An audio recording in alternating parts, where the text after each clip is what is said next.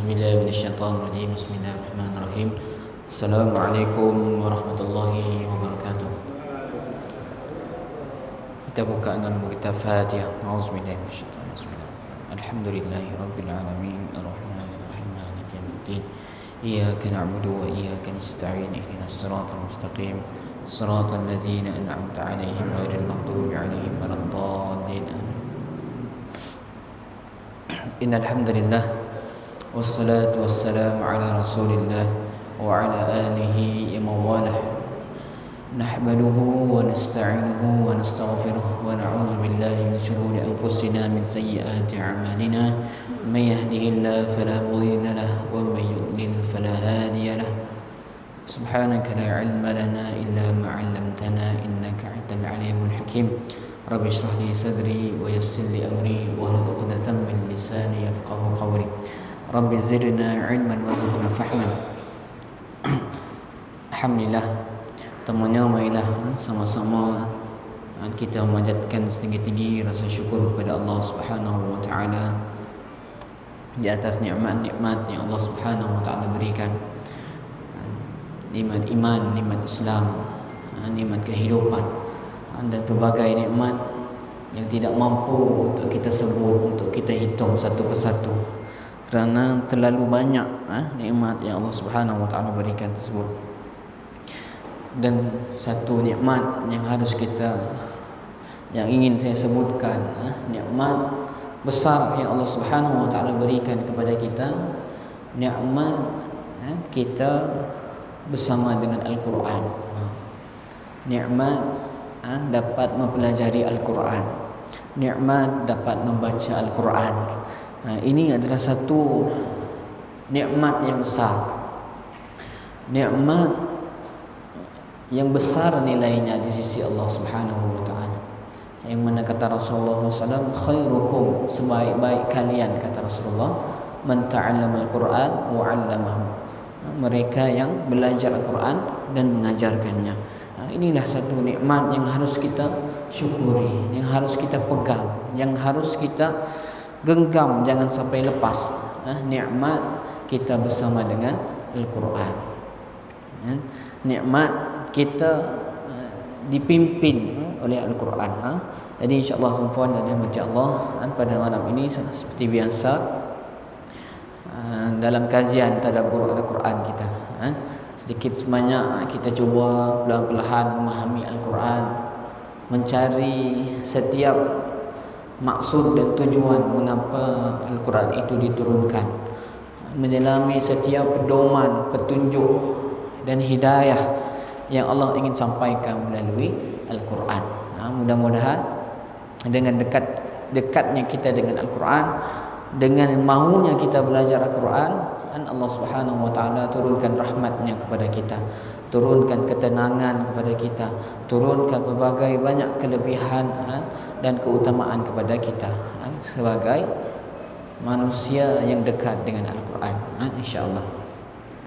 Tuan-tuan dan dirahmati Allah, kita sambung kajian tadabbur surah Al-Haqqah. Surah Al-Haqqah. Terakhir kita sampai ayat yang ke-36 sampai ayat yang ke-37, 37 sampai ayat ke-37, dan insya-Allah pada malam ini kita sambung ayat ke-38 sehingga selesai ayat ke-52, dan merupakan bahagian terakhir dalam surah Al-Haqqah. Boleh buka surah Al-Haqqah ayat 38. Kita baca terlebih dahulu sama-sama surah Al-Haqqah ayat 38. A'udzu billahi minasy syaithanir rajim. Fala uqsimu bima tubsirun wa ma la tubsirun. Innahu laqawlu rasulin karim wa ma huwa biqawli sya'ir qalilan ma tu'minun wa la biqawli kahin قليلا ما تذكرون تنزيل من رب العالمين ولو تقول علينا بعض الأقاويل لأخذنا منه باليمين ثم لقطعنا منه الوتين فما منكم من أحد عنه حاجزين وإنه لتذكرة للمتقين وإنا لنعلم أن منكم مكذبين وإنه لحسرة على الكافرين وإنه لحق اليقين فسبح باسم ربك العظيم صدق الله العظيم.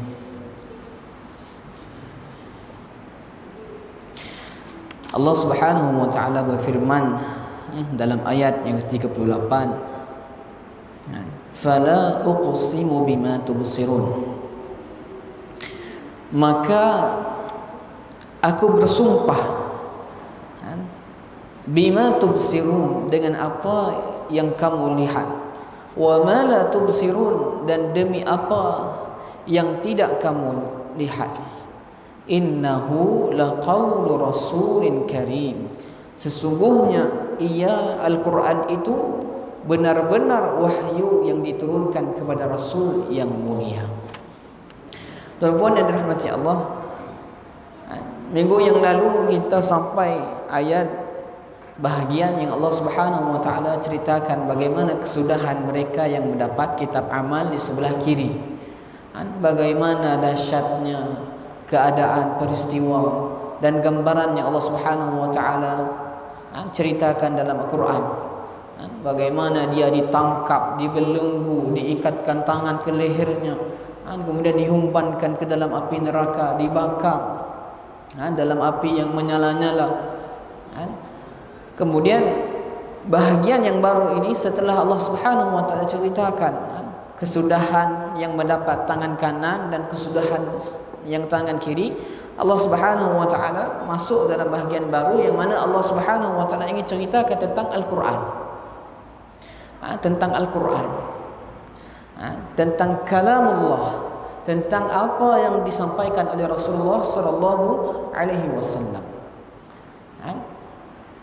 Di awal surah ini Allah Subhanahu wa taala beritahu tentang al-haqqah. Tentang apa? Tentang kejadian hari kiamat yang pasti akan terjadi. Yang pasti akan terjadi, akan sampai waktunya. Kejadian yang benar-benar akan terjadi.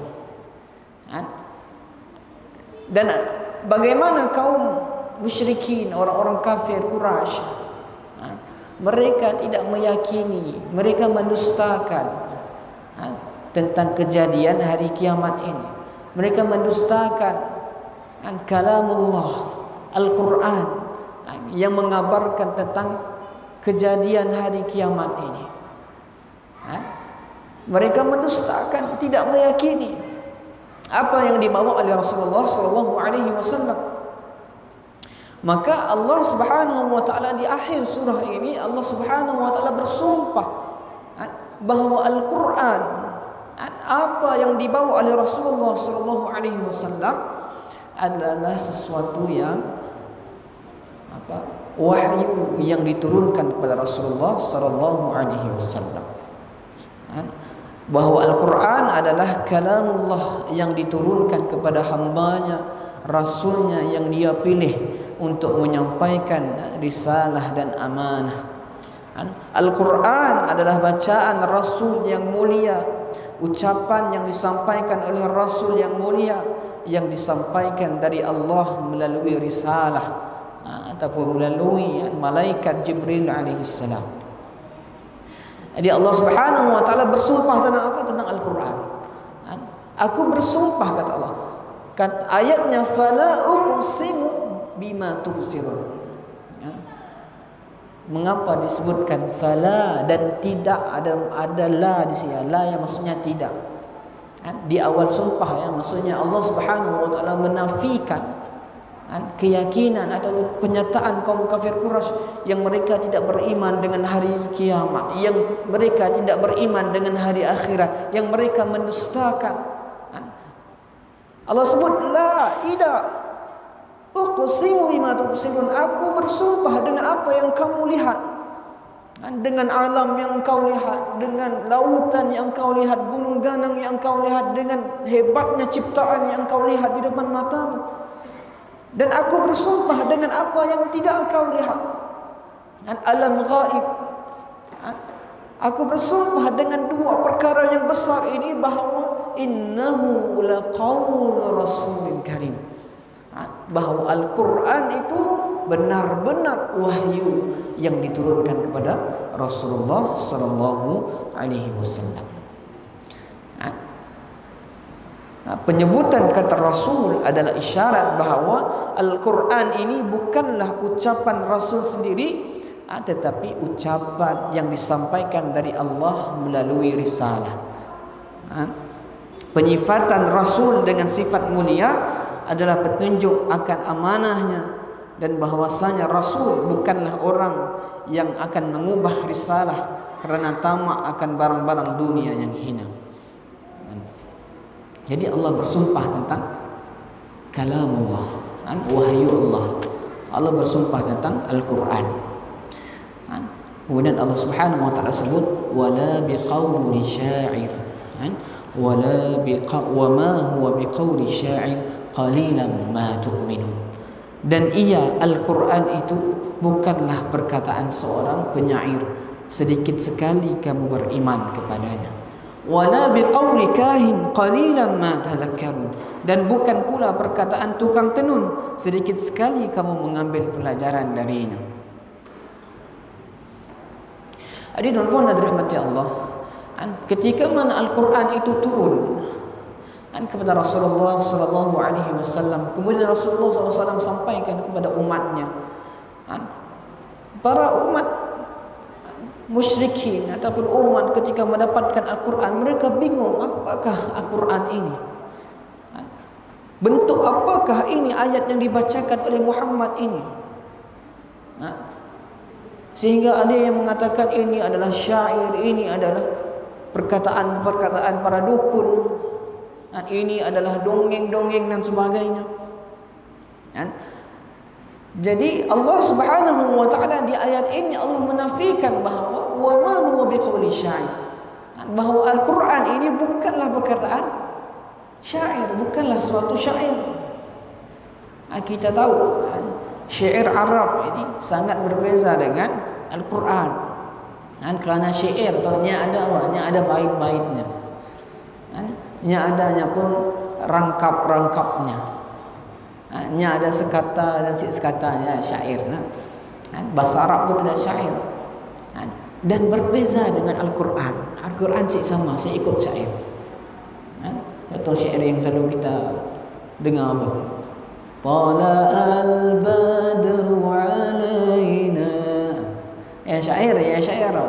Min saniyasir wada wajaba syukru alaina mada lillahi da. Syair. Berbezanya ada bait-baitnya sendiri, ada rangkap-rangkapnya tersendiri. Sehingga orang yang belajar syair dalam bahasa Arab tu, kalau saya silapnya ada 16 tempo ataupun jenis-jenis syair. Dan Al-Quran sama sekali tidak mengikut syair. Allah sebut wa ma huwa biqauli syair. Allah menunjuk kepada orang-orang kafir dan menafikan sifat syair dalam diri Nabi Muhammad sallallahu alaihi wasallam dengan firman-Nya, qalilan ma tu'minun, sedikit sekali kamu beriman kepadanya. Wala biqauli kahin qalilan ma tadhakkarun. Nah, setelah ketika mana orang Mada Al-Quran bukan syair. Kemudian ada orang masyarakat Arab pula mengatakan Al-Quran adalah perkataan dukun ataupun sihir, ucapan-ucapan mantra-mantra sihir, kahin. Dan Allah Subhanahu wa taala menafikan wala biqauli kahin. Al-Quran juga bukan perkataan para tukang dukun. Sama sekali tidak sama, teman-teman, kerana perkataan tukang dukun ini sifatnya berupa mantra-mantra yang tidak boleh kita fahami maksudnya. Lafal-lafal yang dibaca pun si terang maksudnya, ataupun lafal-lafal yang mungkin berupa Al-Quran yang ditambah-tambah. Bukan syair, bukan ucapan para dukun.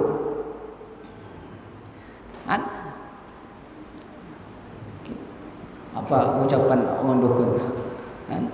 Nyan insun mata kajia ya. Ucapan dukun.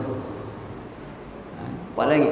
Yang kita sih paham maksudnya, yang lafalnya mengabut, yang tidak ada dasar ilmunya, yang tidak ada dasar susunannya, ini pun jauh sekali dengan Al-Quran. Jadi Al-Quran cakap, Al-Quran nafikan wala biqauli kain, bukanlah ucapan para tukang dukun. Qalilan ma tazakkarun, sedikit sekali daripada kamu ingin mengambil peringatan. Membuat Al-Quran, ada satu kisah ketika mana dibacakan kepada Al-Walid ibn Mughirah. Rasulullah SAW, Ibnu Abbas ceritakan ketika mana Al-Walid ibn Mughirah dibacakan Al-Quran kepada Al-Walid ibn Mughirah. Walid ibn Mughirah yang seorang tokoh Quraisy, tokoh Quraisy yang disegani, yang dihormati dalam kalangan Quraisy. Anaknya pun kita kenal, Khalid bin Walid. Anaknya tokoh pahlawan sebelum Islam dan selepasnya masuk Islam pun yang menjadi tokoh, Khalid bin Walid. Bapaknya Al-Walid ibn Mughirah. Al-Walid ibn Mughirah tu seorang tokoh Quraisy yang sangat disegani, dihormati. Satu ketika dibacakan Al-Quran kepadanya, Rasulullah SAW bacakan Al-Quran kepadanya. Kemudian bila dia pulang dalam keadaan dia takjub, kagum dengan bahasa Al-Quran. Datanglah Abu Jahal dengan berjumpa dengan Al-Walid ibn Mughirah.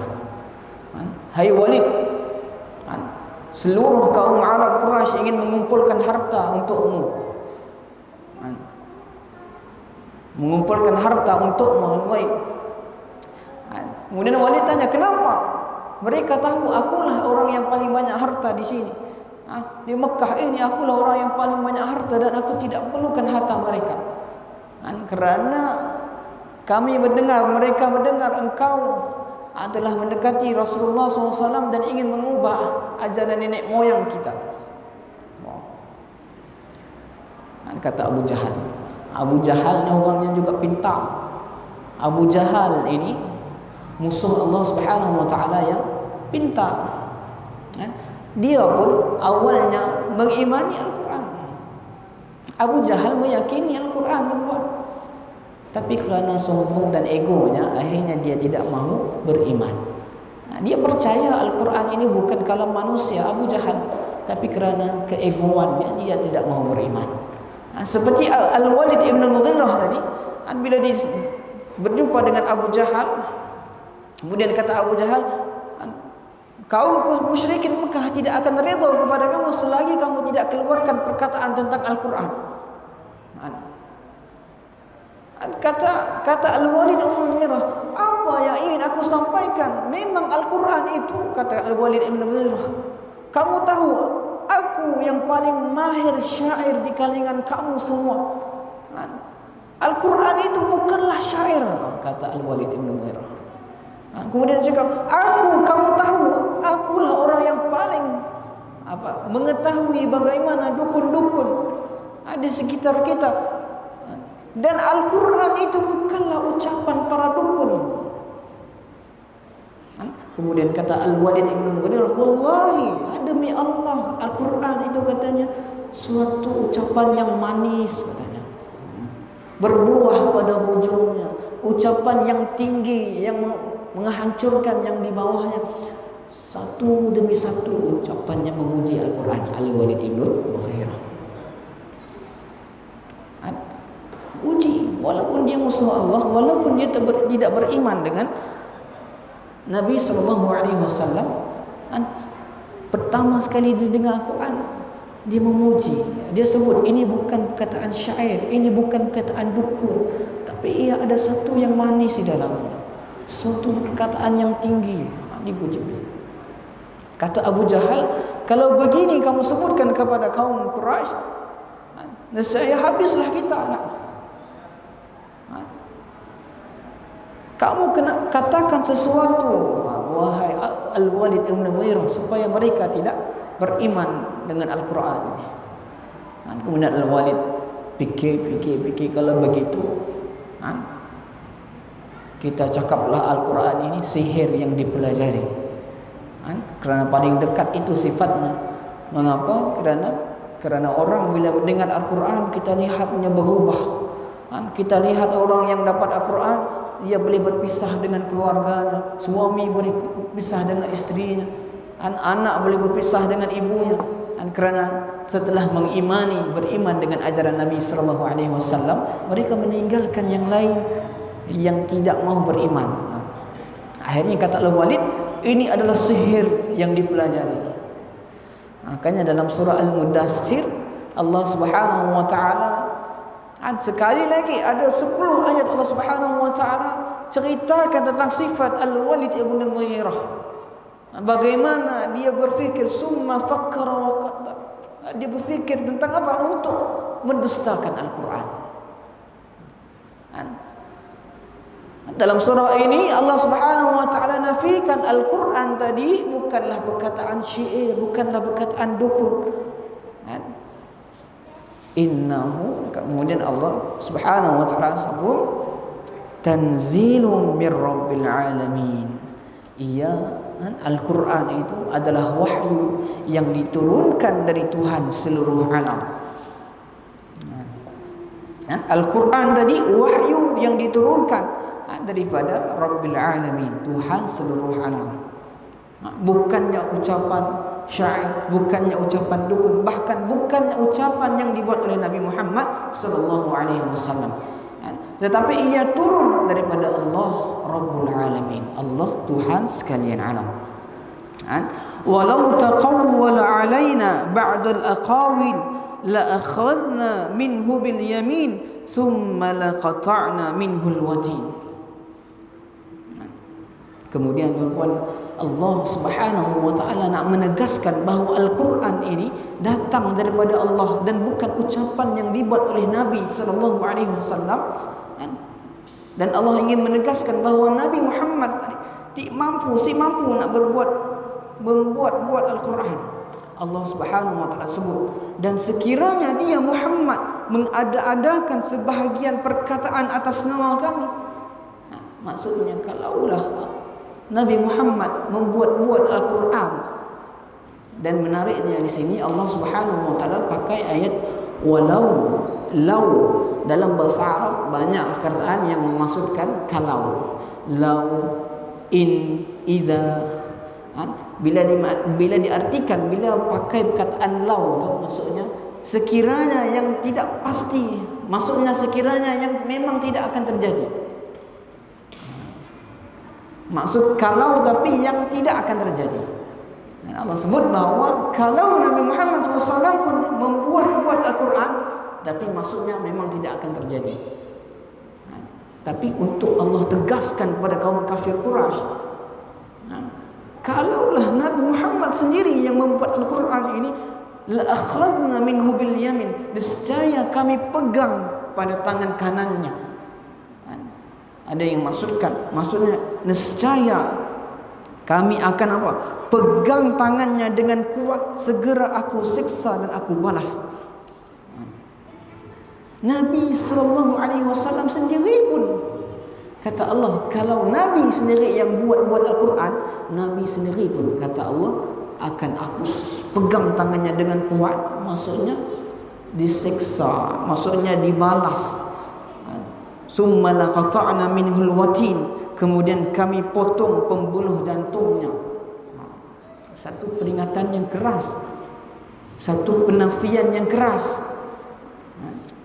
dan satu penegasan yang keras kepada kaum Quraisy bahawa Nabi SAW pun tidak mampu untuk berbuat menambah-nambah sesuatu dalam Al-Quran itu. Kerana kalau Nabi buat sesuatu pun akan kami ambil dia, tangkap dia, pegang tangannya dengan kuat dan potong pembuluh jantungnya. Summa laqata'na minhul watin. Al-watin ini satu pembuluh jantung ataupun satu saluran darah yang menyambung, yang paling besar yang menyambungkan jantung ke otak. Apakah istilahnya saya tahulah. Saluran darah terbesar yang menyambungkan jantung ke otak, yang mana kalau diputuskan memang KO lah, memang mati. Maksudnya Allah Subhanahu wa taala menegaskan di sini bahawa Nabi Muhammad SAW walaupun tidak mustahil dia akan lakukan demikian, tapi Allah nak menegaskan sekiranya Nabi Muhammad SAW menambah-nambahkan Quran, Nabi Muhammad SAW saya kami akan denda, akan hukum, dan hukumannya dahsyat sehingga boleh mematikan tuan-tuan. Benda ini tidak akan terjadi, tapi maksudnya menegaskan kepada kaum kafir Quraisy bahawa ini Al-Quran ini yang turun daripada Allah Subhanahu wa taala ini murni, suci, datang daripada Allah Subhanahu wa taala. Bukannya kalam penyair, bukan kalam dukun, bahkan bukan kalam Nabi Muhammad sallallahu alaihi wasallam. Itu Allah Subhanahu wa taala nak tegaskan di situ. Kemudian Allah sebut la akhadna minhu bil yamin thumma laqata'na minhu watin walau taqawwala alaina ba'da al-aqawil. Maka tidak seorang pun dari kamu yang dapat menghalangi kami untuk menghukumnya. Ketika sudah kami ingin menghukum tadi, tidak ada yang mampu menghalangi kami menghukum Nabi Muhammad SAW. Kalau dia ingin mengubah Al-Quran atau menambah-nambah Al-Quran, maksudnya Allah menunjukkan kekuasaannya di situ, keagungannya di situ, dan kepemilikannya yang sebenar terhadap Al-Quran, bukannya milik siapa-siapa, bahkan bukannya milik Nabi Muhammad SAW. Jadi bagaimana dia berani membuat-buat kebohongan pada Allah demi kalian? Bila orang Arab Quraisy diberitahu tentang ayat ini, mereka jadi berfikir Nabi Muhammad SAW pun seakan sanggup nak membuat Al-Quran, menambah-nambah Al-Quran, nak buat sendiri Al-Quran. Kerana Allah dengan tegas sebut di sini bahawa Allah akan hukum dengan hukuman yang sangat dahsyat dan tidak ada yang boleh halang.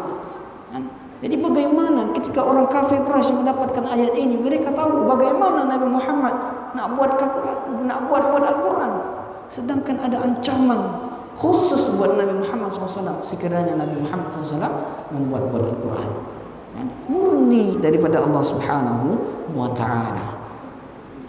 Kemudian barulah Allah Subhanahu wa taala sebutkan sifat-sifat dan manfaat Al-Quran. Wa innahu latazkiratun lil muttaqin. Dan sungguh Al-Quran itu pelajaran bagi orang-orang yang bertakwa. Allah sebut sesungguhnya Al-Quran adalah nasihat, peringatan, pedoman bagi orang-orang yang bertakwa. Tazkirah ini, peringatan ini kenapa disebut dengan tazkirah? Kerana dia sering dilupakan. Disebutkan peringatan sebab apa? Sebab dia sering dilupa. Disebutkan tazkirah sebab dia sering dilupa oleh manusia. Makanya dia disebut sebagai peringatan supaya diingat-ingat oleh manusia. Lupa ingat lagi, lupa ingat lagi. Allah sebut Al-Quran tadi tazkirah, peringatan bagi orang-orang yang bertakwa. Dalam surah Al-Baqarah Allah sebut fazakir fa inna dzikra tanfa'ul mu'minin, dan berilah peringatan, sesungguhnya peringatan itu berguna bagi orang-orang yang bertakwa. Perhatikan ayat di sini, berguna bagi orang-orang yang bertakwa. Kalau kita tidak ada perasaan dengan Al-Quran, tuan-tuan, kalau hati kita tiada kesan dengan Al-Quran, tuan-tuan, barangkali kita jauh dengan derajat iman dan takwa ini. Karena Al-Quran tadi betul-betul membekas terhadap jiwa orang-orang yang bertakwa, betul-betul mendapatkan kesan bagi orang-orang yang beriman dan bertakwa. Allah sebut menjadi pelajaran bagi orang-orang yang bertakwa, tuan-tuan. Ini muhasabah untuk kita, tuan-tuan. Sebenarnya kalau kita tidak ada rasa kesan dalam Al-Quran dalam jiwa kita, dalam hati kita, kita takut iman kita sedang jatuh, kita takut kondisi keimanan kita sedang lemah. Makanya selalu muhasabah. Kita selalu baca Quran, tapi seolah-olah Al-Quran tadi tidak memberi kesan, tidak memberi pelajaran, tidak memberi peringatan kepada kita. Tetapi Al-Quran tadi Allah sebut, sesungguhnya Al-Quran ada peringatan bagi orang-orang yang bertakwa, bagi orang yang betul-betul ingin mempelajarinya. Jadi Al-Quran ada nasihat, peringatan bagi orang-orang yang bertakwa, yang takut pada siksa Allah dengan mentaati perintah-perintahnya dan menjauhi larangan-larangannya. Kata orang-orang yang bertakwa disebut secara khusus kerana mereka orang-orang yang boleh mengambil manfaat pada Al-Quran. Ini sesuai bahawa Allah mengancam orang-orang yang mendustakan dengan firman-Nya, wa innahu la na'lamu anna minkum mukadzibin, dan sungguh kami mengetahui bahawa di antara kamu ada orang yang mendustakan. Allah sebut kami tahu di antara kalian orang-orang kafir ada yang mendustakan. Tuan-tuan, kita baca ayat ini mungkin kita silasa, tapi orang-orang kafir ketika dibacakan ayat ini kepada mereka berdegup jantung. Bagaimana Allah tahu kalau kami mendustakan Al-Quran? Berdebar hatinya, ketakutan melandanya ketika Allah sebut kami tahu di antara kalian ada yang tidak beriman, ada yang mendustakan Al-Quran. Kemudian Allah sebut wa innahu lahasratun 'alal kafirin, dan sesungguhnya Al-Quran itu akan menimbulkan penyesalan bagi orang-orang kafir kelak di akhirat. Al-Quran menjadi penyesalan orang-orang kafir pada hari kiamat, ketika mereka melihat pahala orang-orang mukmin dan anugerah Allah kepada mereka. Tuan-tuan, orang-orang yang dekat dengan Al-Quran, Allah janjikan berbagai derajat, kelebihan, ganjaran kelak di akhirat. Sejak dari alam kubur pun Allah Subhanahu wa taala berikan berbagai keutamaan. Makanya Rasulullah SAW sebut ikra'ul Quran, bacalah olehmu Al-Quran, fa innahu ya'ti yaumil qiyamah syafi'an li ashab. Karena sesungguhnya Al-Quran tadi akan datang di hari kiamat, di hari akhirat sebagai apa? Syafi'an, memberi syafaat kepada orang-orang yang membacanya dulu. Oleh itu orang kafir ketika kelak di akhirat melihat orang-orang beriman datang Al-Quran memberi syafaat kepadanya, mereka menjadi kesal, menyesal. Allah sebut wa innahu lahasratun 'alal kafirin. Al-Quran tadi menjadi penyesalan bagi orang-orang kafir, kerana kelak di akhirat mereka melihat orang-orang beriman yang dekat dengan Al-Quran, Allah beri macam-macam kelebihan, Allah beri macam-macam keutamaan, sehingga mereka ya hasrata. Dalam Quran yang lain Allah sebut ya hasrata, orang-orang kafir sebut wahai celakalah kami, menyesallah kami. Dalam surah Yasin ya hasratan 'alal ibad, maka sungguh besarnya penyesalan orang-orang hamba-hamba di akhirat nanti. Ayat ma ya'tihim min rasulin illa kanu bihi yastahzi'un. Tidak ada datang rasul-rasul kepada mereka kecuali mereka mengejeknya. Jadi orang-orang kafir kelak di akhirat penyesalannya sangat luar biasa. Dan dalam ayat ini Allah sebut orang-orang kafir akan menyesal melihat bagaimana penghuni-penghuni ataupun orang-orang yang dekat dengan Al-Quran kelak di akhirat Allah beri keutamaan. Dan Allah sebut orang-orang yang dekat dengan Quran, orang yang ada Quran dalam jiwanya sebagai apa? Keluarga Allah, golongan Allah. Bagaimana Allah mengutamakan orang yang dekat dengan Al-Quran. Wa innahu lahasratun 'alal kafirin.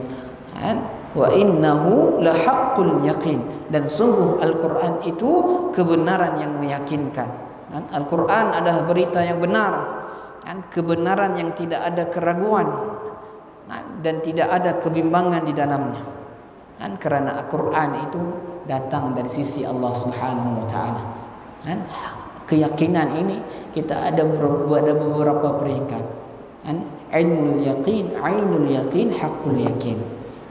Kalau kita tahu sesuatu, setakat tahu kita sebut ilmul yaqin. Kita tahu air ini sedap, ilmul yaqin.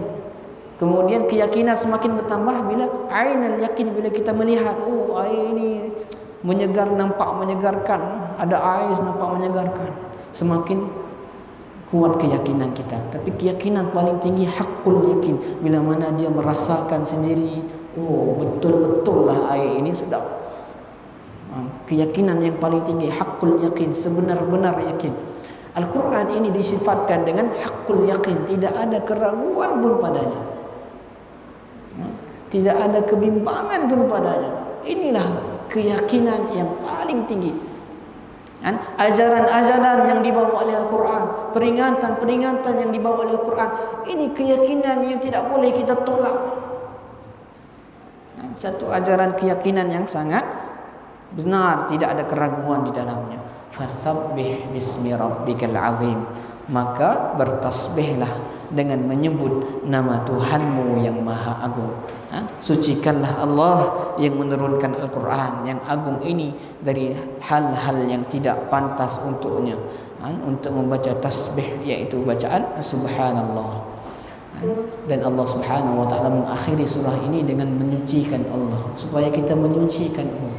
Bila kita tahu bahawa Al-Quran tadi tazkiratul muttaqin, peringatan bagi orang-orang yang bertakwa. Al-Quran tadi haqqul yakin, keyakinan yang sebenar-benar yakin. Akhirnya kita apa? Menyucikan diri, menyucikan Al-Quran itu daripada sebarang penyelewengan, sebarang keraguan dan sebarang kedustaan di dalamnya. Menyucikan Al-Quran, fasabbih bismi rabbikal azim. Ini dia tuan-puan. Di akhir surah ini Allah Subhanahu wa taala menyimpulkan tentang kebenaran Al-Quran, yang mana tuan-puan, kalau betul-betul kita mempelajari Al-Quran, memahami maknanya, mentadabburi, menghayati dan mengamalkan, betul-betul sebenarnya adalah satu peringatan yang betul-betul mengesankan dalam jiwa kita orang-orang yang beriman. Jadi wallahu a'lam, mudah-mudahan Allah Subhanahu wa taala memberi peluang terus-menerus kepada kita untuk kita dekat dengan Al-Quran, untuk kita dapat mempelajari Al-Quran sampai kita meninggalkan dunia. Maksudnya kita dekat terus kalau kita istiqamah dengan Al-Quran. Mudah-mudahan Allah Subhanahu wa taala memilih kita menjadi ahlul Quran insyaallah. Allahu a'lam, aqul qawli hadza wa astaghfirullah li wa lakum. Wallahu rahim. Baik, kepada Allah Subhanahu wa taala yang kurang saya mohon ampun dan maaf. Mudah-mudahan ada manfaat yang dapat kita ambil pada kuliah malam ini insyaallah. Kita tangguh dengan tasbih kifarah dan suratul As. Subhanakallahumma wa bihamdik asyhadu an la ilaha illa anta astaghfiruka wa atubu ilaik. Bismillahirrahmanirrahim. Wal 'asr innal insana lafi khusr illa alladziina aamanu wa 'amilus solihati wa tawassaw bil haqq wa tawassaw bis sabr. Assalamu alaikum warahmatullahi wabarakatuh.